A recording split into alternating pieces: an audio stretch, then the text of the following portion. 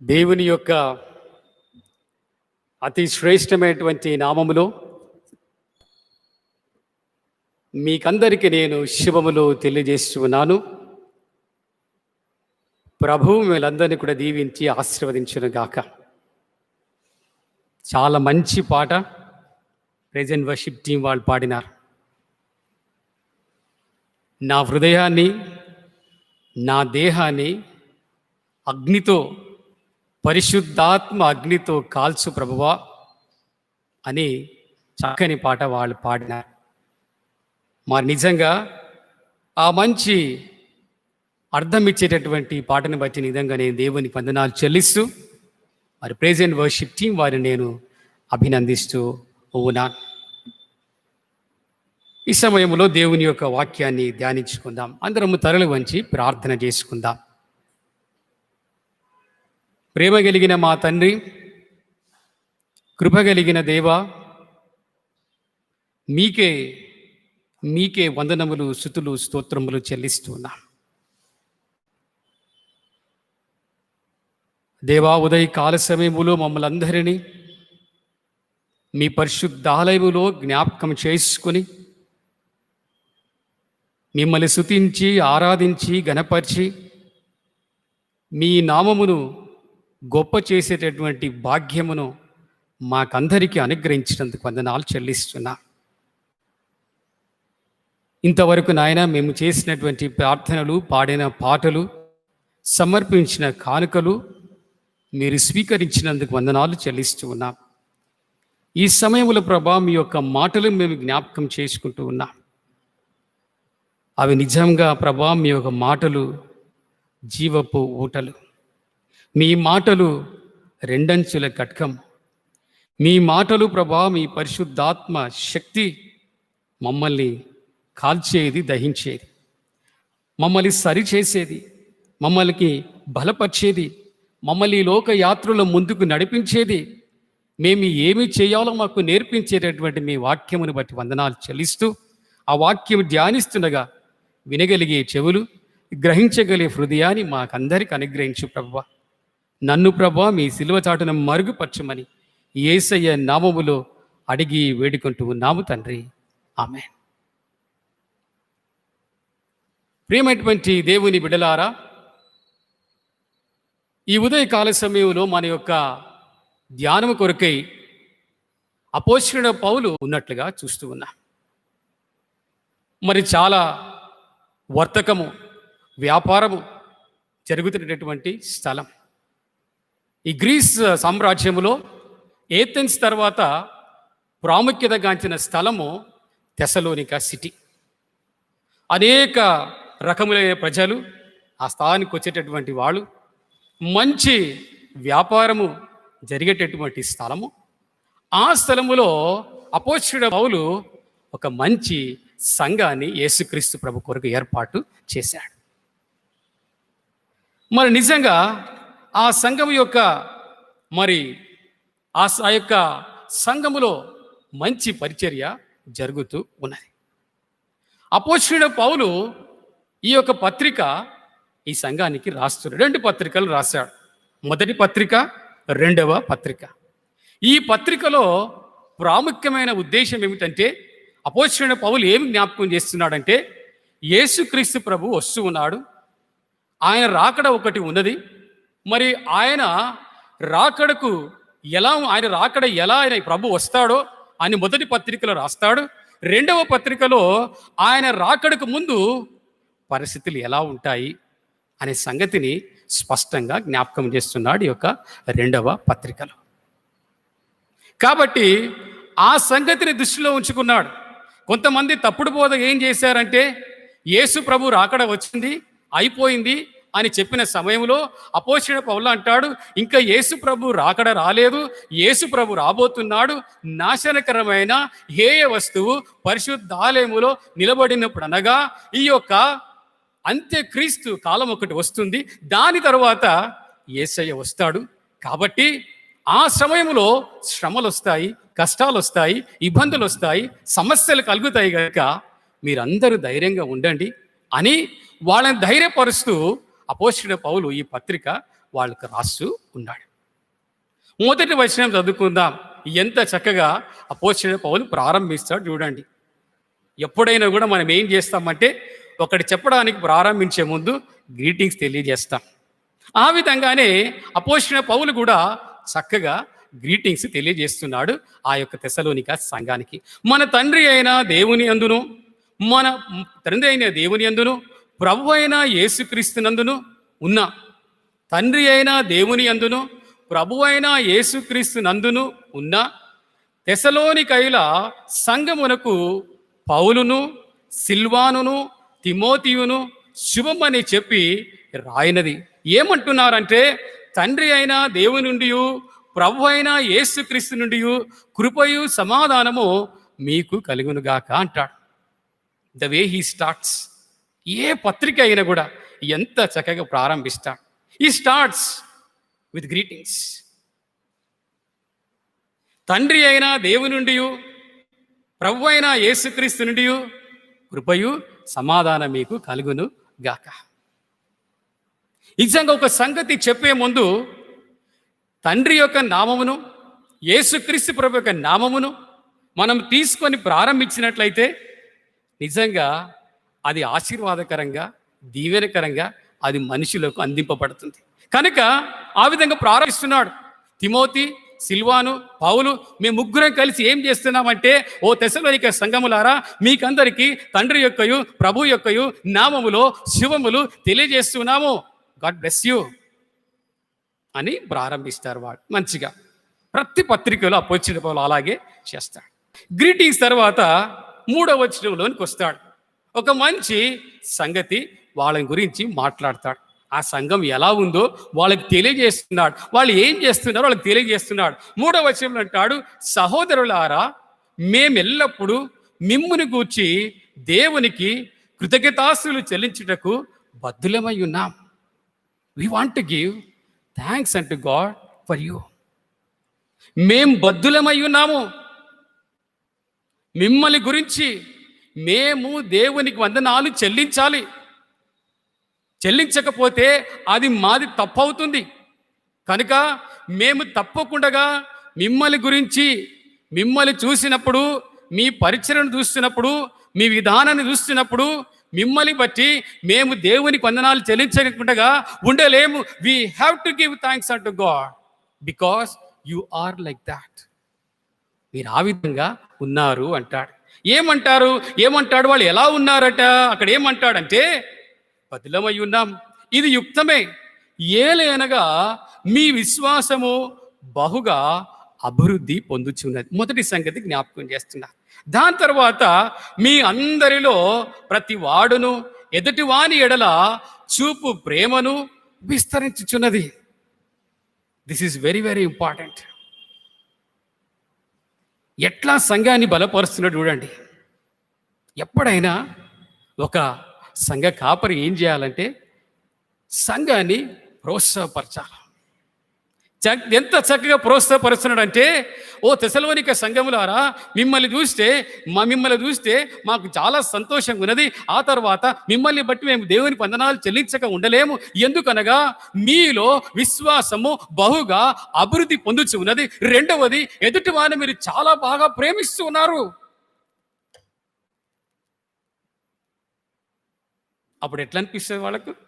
చాలా సంతోషం అనిపిస్తుంది. ఇంకా బాగా పనిచేయాలి, ఇంకా మేము ప్రయాసపడాలి, ఇంకా కష్టపడాలి. అపోస్తలుడైన పౌలు ఎప్పుడు ఏ పత్రిక రాసినా గ్రీటింగ్స్ ఇస్తాడు, వాళ్ళని మెచ్చుకుంటాడు, హెచ్చరిక చేస్తాడు, ప్రభు లోపల ముందుకు నడిపిస్తాడు. Is appreciating, is giving compliments.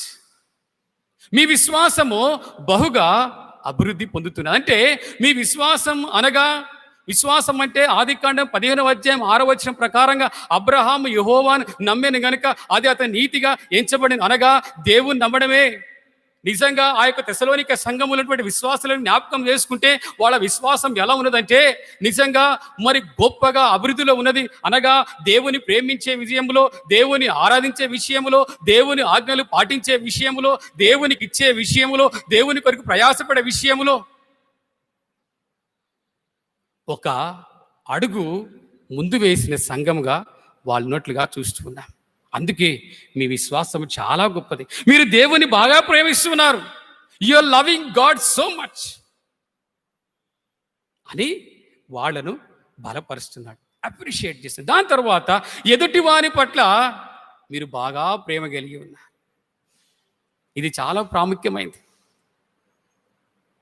ఎదుటి వాళ్ళు కష్టాలలో ఉన్నప్పుడు, నష్టాలలో ఉన్నప్పుడు, సమస్యలలో ఉన్నప్పుడు, ఇబ్బందులలో ఉన్నప్పుడు, ఆత్మీయ అవసరాలు కలిగి ఉన్నప్పుడు, శరీరపైన అవసరాలు కలిగి ఉన్నప్పుడు మీరేం చేస్తున్నారంటే, ఇది సంఘము మాది, మేమందరం విశ్వాసులము, మేము దేవుని బిడలము, ఒక రక్తములో కడగబడిన వారము అని చెప్పి మీరేం చేస్తున్నారంటే ఒకరి విషయం ఒకరు బాగా ఆలోచన చేస్తున్నారు, వారిని ప్రేమిస్తూ ఉన్నారు. మీరు వాళ్ళ పట్ల చాలా శ్రద్ధ కలిగి ఉన్నారయ్యా. కాబట్టి మిమ్మల్ని బట్టి నేను చాలా సంతోషిస్తున్నా. నేనే కాదు, నేను, తిమోతి, సిల్వాన్, మేము ముగ్గురం కూడా మీ విశ్వాసాన్ని బట్టి, మీ యొక్క మీ ఇతరులను ప్రేమించే విషయాన్ని బట్టి దేవుని వందనాలు చెల్లిస్తున్నామని ఒక మంచి అప్రిషియేషన్ వారికి ఇచ్చారు. దాని తర్వాత 4వ వచనంలోనికి వస్తాడు. అందువలన మీ హింసలన్నిటిలోనూ, మీరు సహించుచున్న శ్రమలలోనూ మీరు ఓర్పును విశ్వాసమును చూచి మేము దేవుని సంఘములలో మీ యందు అతిశయపడుచున్నాము. ఇంకొక కాంప్లిమెంట్ ఇస్తూ ఉన్నాడు. ఏమంటున్నాడంటే, మేము సంఘాలన్నీ చూస్తూ ఉంటే, సంఘాలను బాగా పరిశీలన చేస్తూ ఉంటే మీకున్నటువంటి లక్షణం ఏంటంటే, మీరు చాలా శ్రమలయందు, హింసలయందు సహనము కలిగి, ఓపిక కలిగి ఉంటున్నారు కనుక మిమ్మల్ని ఇంకా అప్రిషియేట్ చేస్తూ ఉన్నా. మీ విశ్వాసము గొప్పది, ఎదుటివాన్ని ప్రేమించే విషయంలో గొప్పగా ఉన్నారు. హింసలు పొందే విషయంలో, శ్రమ అనుభవించే విషయంలో మీకెంత సహనం ఉందంటే మేము చెప్పలేమండి. మీరంత సహనం కలిగి ఉన్నారు వేరే సంఘాలతో పోల్చినప్పుడు. కనుక మిమ్మల్ని బట్టి నిజంగా మేము దేవునికి వందనాలు చెల్లిస్తూ ఉన్నామని 4వ వచనంలో జ్ఞాపకం చేస్తాడు. 5వ వచనం రాగానే ఇంకా బాగా మాట్లాడతాడు. దేని కొరకు మీరు శ్రమపడుచున్నారో, అనగా మీరు దేని కొరకు హింస పొందుతున్నారో, దేని కొరకు శ్రమ పడుతున్నారో ఆ మాట జ్ఞాపకం చేస్తూ, దేని కొరకు మీరు శ్రమ పడుచున్నారో ఆ దేవుని రాజ్యమునకు మీరు యోగ్యులని ఎంచబడిన నిమిత్తము మీరిట్లు ఓర్చుకొనుట దేవుని న్యాయమైన తీర్పునకు స్పష్టమైన సూచన అయి ఉన్నది అంటాడు. నిజంగా మీరు దేని కొరకు అంత శ్రమ, దేని కొరకు అన్ని హింసలు మీరు భరిస్తున్నారంటే దేవుని యొక్క రాజ్య సువార్త ప్రకటించబడి నిమిత్తము. నిజమే కదండి. మొదటి శతాబ్దం కాలంలో ఒకవేళ అపోస్తలుడైన పౌలు ఈ సంఘాలు ఎస్టాబ్లిష్ చేయకపోతే, సంఘాలే లేకపోతే, వాళ్ళు యేసుక్రీస్తు ప్రభువుని గురించి ప్రకటించకపోతే రాజ్యము అనగా దేవునికి రాజ్యం ఈ భూమి మీద స్థాపించబడేదా? ఇంతవరకు ఈ యొక్క సంఘము వచ్చేదా? వాళ్ళు ప్రయాసపడ్డారు. ఒక్కొక్క విశ్వాసి సంఘములో ఒక సంఘ అధికారులే కాదు కానీ ప్రతి విశ్వాసి కూడా ఒక సంఘములో ఒక బలమైన సాధనముగా ఉంటూ దేవుని యొక్క రాజ్య వ్యాప్తి అనేది సర్వలోకానికి వెళ్ళి సర్వ సృష్టికి నా సువార్తను ప్రకటించడని యేసయ్య సెలవిచ్చిన మాట ప్రతి ఒక్కొక్కరు చాలా సీరియస్గా తీసుకొని దేవుని యొక్క రాజ్యము ప్రారంభించడం అనగా అనేక ఆత్మలు దేవుని యొక్క సంఘములోనికి చేర్చడం. They were so busy in that work. కాబట్టి నిజంగా మీరు దేని కొరకు ప్రయాసపడుతున్నారంటే దేవుని రాజ్యాన్ని అభివృద్ధి చేయడానికి, అనేక ఆత్మలు ఈ యొక్క సంఘములో చేర్చడానికి మీరు ప్రయాసపడుతున్నారు కనుక కింద వచనాల్లో చాలా మంచిగా రాస్తాడు. అది ఎప్పుడు ఊరకపోదు, ఉట్టిగా పోదు, దానికి ఫలితం అనేది దక్కుతుంది అంటాడు. 6వ వచనంలోకి వస్తే, ప్రభువైన యేసు తన ప్రభావమును కనపరచు దూతలతో కూడా, బాగా వినాలా, ప్రభువైన యేసు తన ప్రభావమును కనపరచు దూతలతో కూడా పరలోకము నుండి అగ్ని జ్వాలలో ప్రత్యక్షమై, అనగా ఆయన వచ్చినప్పుడు అగ్ని జ్వాలలో ప్రత్యక్షమై దేవుని ఎరుగని వారికిని మన ప్రభు అయిన యేసు సువార్తకు లోబడని వారికిని ప్రతిదండన చేయునప్పుడు మిమ్మును శ్రమపరచు వారికి శ్రమయు, శ్రమ పొందుచున్న మీకు మాతో కూడా విశ్రాంతియు అనుగ్రహించుటకు దేవునికి న్యాయమే అంటాడు. దేవుడు వస్తాడు అనగా యేసుప్రభు ఒక రోజు వస్తాడు. యేసుప్రభు వచ్చినప్పుడు ఎవరు యేసుక్రీస్తు ప్రభు నమ్ముకోలేదో, ఎవరు యేసుక్రీస్తు ప్రభు యొక్క రాజ్య వ్యాప్తి కొరకు ప్రయాసపడడం లేదో, ఎవరు దేవుని వాక్యాన్ని వింటూ కూడా దేవుని తన వాళ్ళ హృదయంలో స్వీకరించుకోవడం లేదో, వాళ్ళందరూ కూడా ప్రతిదండన కనగా ఈ యొక్క శిక్ష గురి అయినప్పుడు మీరు మాత్రము ఈ రాజ్య సువార్త చాలా చక్కగా చేస్తూ ఉన్నారు కనుక మేము చేస్తున్నాము, మీరు చేస్తున్నారు, మాతో పాటు మీకు కూడా ఆ పరలోక రాజ్యంలో ఆ యొక్క స్థానము దక్కుతుంది. అది దక్కడం మీకు న్యాయమే. That has to be given. చివరిగా ఏం చెప్తాడంటే, ఆయన మాటల ఉద్దేశం ఏంటంటే, మీరు ప్రయాసపడుతుంటే ప్రయాసకు యేసుప్రభు వచ్చినప్పుడు మీరు ఎత్తబడతారు, ఆ యొక్క పరలోక రాజ్యంలో ప్రభువుతో కూడా ఉంటారు. దేవుని నామమునకు స్తోత్రం. కాబట్టి అలాంటి మంచి అప్రిషియేషన్ వారికి ఇస్తూ ఉన్నాడు. ఆ తరువాత ఆ దినమున తన పరిశుద్ధుల యందు మహిమ పరచబడుటకును, విశ్వసించిన వారందరి యందు ప్రశంసింపబడుటకును ప్రభు వచ్చినప్పుడు అట్టివారు ఆయన సముఖము నుండి, ఆయన ప్రభావమందలి మహిమ నుండి పారదోలబడి నిత్య నాశనము దండన పొందుదురు. ఏలయనగా మేమిక్కిచ్చిన సాక్ష్యము మీరు నమ్మితిరి. ఎవరు నమ్మలేదో వాళ్ళ దండనకు గురి అవుతారు. మీరు మాత్రం నమ్మారు. మీరు గట్టిగా నమ్మారు, గట్టిగా విశ్వసించారు, గట్టిగా దాన్ని మీరు పట్టుకున్నారు కనుక తప్పకుండా ఆ ఫలితము ప్రభువు మీతో కూడా, ప్రభువు తనతో కూడా మిమ్మల్ని ఆ పరలోక రాజ్యంలో కూర్చోబెడతాడు. ఎంత చక్కగా అపోస్తలుడైన పౌలు ఆ సంఘాన్ని బలపరుస్తున్నాడో చూడండి. మొదటి శుభములు చెప్పాడు. ఆ తర్వాత వాళ్ళ విశ్వాసము చాలా గొప్పది. ఆ తర్వాత వాళ్ళు ఎదుటి వారిని ప్రేమించే విషయంలో ఎలా ఉన్నారో చెప్పాడు. ఆ తర్వాత యేసు ప్రభు యొక్క సువార్త నిమిత్తమై వాళ్ళు పడుచున్నటువంటి శ్రమలు, వాళ్ళు పడుచున్నటువంటి కష్టాలు చాలా గొప్పవి అని, సహనముతో ఓర్చుకుంటున్నారని, ఆ తర్వాత దానికి ఫలితం ఏమిటి అంటే ఆ పరలోక రాజ్యంలో యేసు ప్రభు వచ్చినప్పుడు వాళ్ళు ఉంటారని వాళ్ళకు బోధిస్తూ వారిని ఎంతగానో బలపరిచినట్లుగా, ధైర్యపరిచినట్లుగా, స్థిరపరిచినట్లుగా చూస్తూ ఉన్నా. ఉదయ కాల సమయం సంఘంగా ఉంటున్న మనందరితో ప్రభు మాట్లాడుతూ ఉన్నాడు. ఏమంటున్నాడంటే, ప్రియమైనటువంటి దేవునులారా, సంఘము దేవునిదే. Church belongs to God. ఎందుకనగా ఎవరో ఏమో చేస్తే కాదు, దేవుని యొక్క ప్రేమను, యేసుక్రీస్తు ప్రభు యొక్క ప్రేమను మన హృదయములో సంపూర్ణంగా చవి చూచి అనగా రుచి చూచి, యేసయ్య నా కొరికే వచ్చాడు, నా కొరికే చనిపోయాడు, నా పాపముల కొరికే చనిపోయాడు అని హృదయములో విశ్వసించి నమ్మి నోటితో ఒప్పుకొని ఈరోజు సంఘంగా ఉంటూ ఉన్నాం. మనంతట మనమే మనల్ని మనము ప్రభుకు సమర్పించుకొని ఈరోజు ఒక సంఘములో మనం ఉంటూ ఉన్నాం. ప్రభు మాట్లాడుతున్నాడు. సంఘములో చేరినంత మాత్రాన అయిపోతుందా? సంఘానికి వస్తున్నాం పోతున్నాం అంతటితో అయిపోతుందా? కాదు. ఏం చేయాలట? అగో తెసలోనిక సంఘములో మనుషులు ఎలా ఉన్నారో అలాంటి విధానం మనం కూడా కలిగి ఉండాలని ప్రభు జ్ఞాపకం చేస్తున్నాడండి. నేనంటాను, అపోస్తలుడైన పౌలు వాళ్ళని ప్రశంసించడం కాదు, కానీ యేసయ్య వచ్చినప్పుడు నిన్ను నన్ను ప్రశంసించాలి, యేసయ్య ప్రశంసించాలి. బలానమ్మకమైన మంచి దాసుడా, ఈ కొంచెములో నువ్వు నమ్మకంగా ఉంటివి కనుక ఆ బలానమ్మకమైన మాట ఒక విశ్వాసిగా నువ్వు నేను, మొదట మేము విశ్వాసం తర్వాత కాపరులం, కానీ విశ్వాసులుగా నువ్వు నేను ఆ యొక్క ప్రశంస కొరకు చూడాలి. Not for any other thing in this world. One day my Jesus is going to come. I am waiting for that appreciation. Well done good and faithful servant. ఆ మాట నాకు కావాలి అని నువ్వు నేను ప్రయాసపడాలి. నువ్వు నేను దాని కొరకు ఆరాటపడాలి.